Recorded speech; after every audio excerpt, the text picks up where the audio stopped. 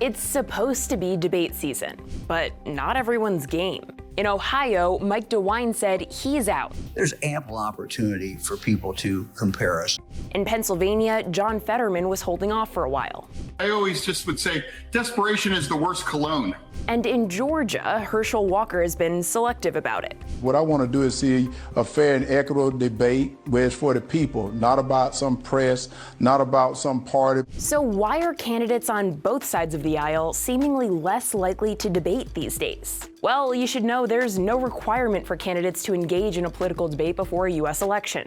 Debates are a tradition, and as political science professor James McCann explains, debates provide information that might not come out otherwise. I think it's important from the voter standpoint to see candidates who are unscripted, to see what they're made of, to see how curious they are, to see where they land on particular issues. While this layer of information is educational for voters, McCann says it's happening less often because of who is running for office these days. I think maybe because there are a lot of novice candidates who didn't really come up through the ranks. They may not be accustomed to kind of politicking in a traditional sense. So there's some reluctance in some cases. According to McCann, it's not just about the candidates, but the tools available to them and activating their base. It's much more straightforward now to directly target your likely voters, to hit social media sites, and to roll out your mobilization plans on the ground, to be really very direct in targeting the voters who you think will support you.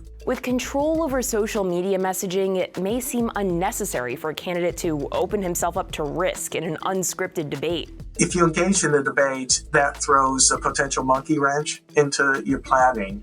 It's less easy to control. There are more wild cards that might come out. So take Herschel Walker, for example. He's the GOP candidate running for senator in Georgia.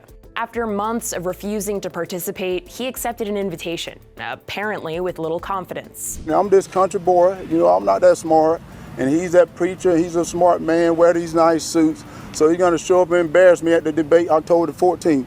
In his case in particular, he's had a number of gaffes in recent weeks, and you can see why he might be, sort of priming the audience that way to lower expectations and to back away as gently as possible from any kind of risks. With fresher faces running for office and technology playing a greater role in our politics each day, candidates may continue to snub traditional debates, especially if they don't appear to benefit them as candidates. But McCann says debates do still serve the people.